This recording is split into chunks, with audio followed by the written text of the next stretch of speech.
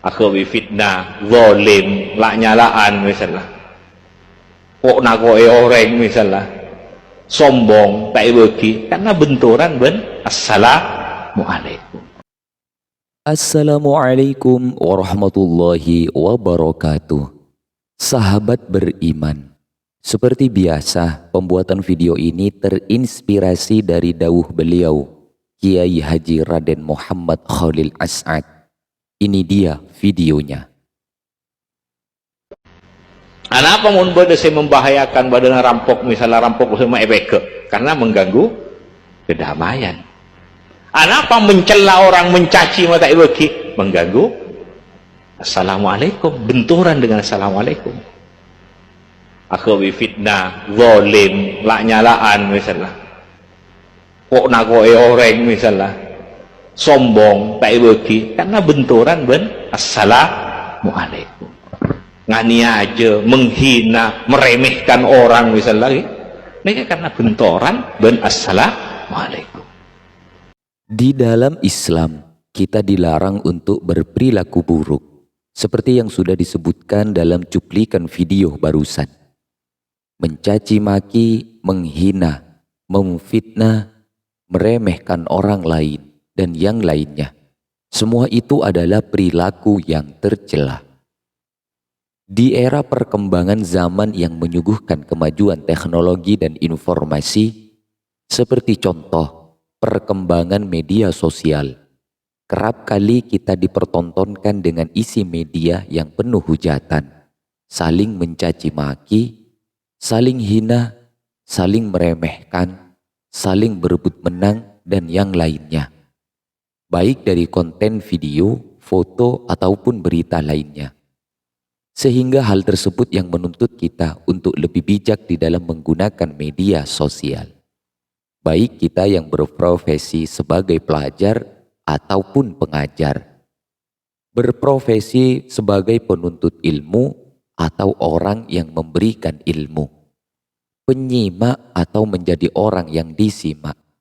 Hendaknya lebih menjaga akhlak kita di berbagai aspek dalam kehidupan, terlebih di dalam berseluncur di era kemajuan teknologi ini. Informasi yang penuh dengan caci maki dan fitnah. Seyogyanya kita jangan menjadikannya sebagai tontonan, apalagi sampai terbawa kepada tuntunan. Karena Islam sendiri melarang kepada umatnya untuk melakukan caci maki dan fitnah.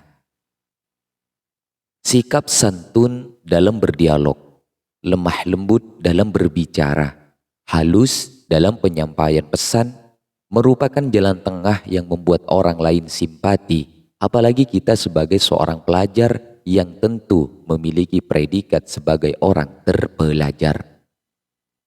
Atau kita sebagai seorang pendidik yang tentunya menjadi predikat sebagai orang yang terdidik. Di dalam Islam kita dianjurkan untuk bersikap lembut, bertutur kata yang santun, walau lawan bicara kita orang yang sangat membenci kita ataupun musuh kita. Allah Subhanahu wa ta'ala berpesan kepada Nabi Musa dan Harun alaihi salam. Maka berbicaralah kamu berdua kepadanya, yakni kepada Fir'aun, dengan kata-kata yang lemah lembut. Mudah-mudahan ia menjadi sadar ataupun takut.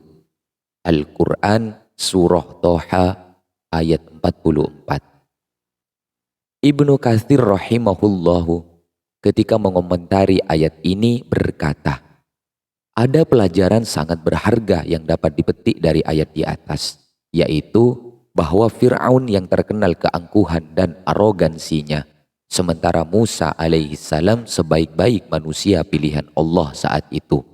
Namun demikian, Allah memerintahkannya untuk tidak berbicara dengan Fir'aun kecuali dengan perkataan yang santun dan lemah lembut. Kata-kata cacian hanya mengundang malapetaka, baik di dunia nyata maupun dunia maya. Cacian tidak akan menghadirkan kembali orang yang kabur dan tidak akan membuat simpati orang yang berkepala batu. Justru hanya menanamkan rasa dendam di hati dan membuat orang yang berseberangan semakin nekat dan keras kepala. Bahkan, sudah banyak orang yang berurusan dengan pihak kepolisian akibat memfitnah dan mencaci maki orang lain di media sosial. Oleh sebab itu, bila menyampaikan nasihat, hendaknya dengan cara yang tidak membuat orang lain kabur. Dan bila berdebat, berdebatlah dengan cara yang santun tanpa merendahkan lawan bicara. Orang yang rendah moralnya, kotor tutur katanya, suka merendahkan martabat sesama, pengumpat orang lain, pelontar tuduhan terhadap orang tak berdosa, suka menyerang orang-orang yang baik, pengecam dan pengutuk, semua ucapannya hanya umpatan dan cacian. Sungguh, ia tidak pantas disebut sebagai muslim yang bijak. Karena Rasulullah Shallallahu Alaihi Wasallam sendiri selalu memberikan teladan terbaik bagi umatnya. Seorang mukmin bukanlah orang yang banyak mencela, bukan orang yang banyak melaknat, bukan orang yang keji, dan bukan pula orang yang kotor omongannya.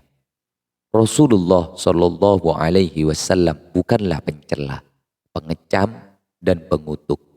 Sabda beliau Shallallahu Alaihi Wasallam, sesungguhnya aku tidak diutus sebagai tukang melaknat, tetapi aku diutus hanyalah sebagai rahmat. Beliau pun Shallallahu Alaihi Wasallam bersabda, mencaci maki seorang muslim adalah suatu kefasikan. Dalam riwayat lain disebutkan, dua orang yang saling memaki adalah seperti dua setan yang saling menjatuhkan dan mendustakan lawannya.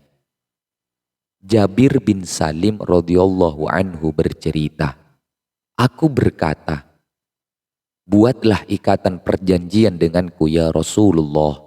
Beliau lalu menjawab, janganlah sekali-kali engkau memaki orang lain. Kata Jabir, sejak itulah aku tidak pernah memaki seorang pun, baik ia berstatus orang merdeka atau hamba sahaya, termasuk tidak memaki unta dan kambing. Hadis riwayat Abu Daud. Dari beberapa keterangan yang sudah dipaparkan, semoga kita lebih bijak lagi di dalam berseluncur di dunia maya ataupun dunia nyata. Jangan sampai kemajuan teknologi seperti zaman sekarang malah membuat kita semakin jauh dari jalan tuntunannya Rasulullah Shallallahu Alaihi Wasallam, menganggap diri paling benar dan membenarkan diri sendiri, lalu menganggap orang lain bodoh dan membodohkan orang lain. Salah satu penyebab tergelincirnya lisan dan jempol kita, terlebih tergelincirnya hati kita. Na'udzubillah tsumma na'udzubillah. Semoga kita senantiasa mendapatkan perlindungan dari Allah Subhanahu wa Ta'ala. Amin ya Rabbal Alamin.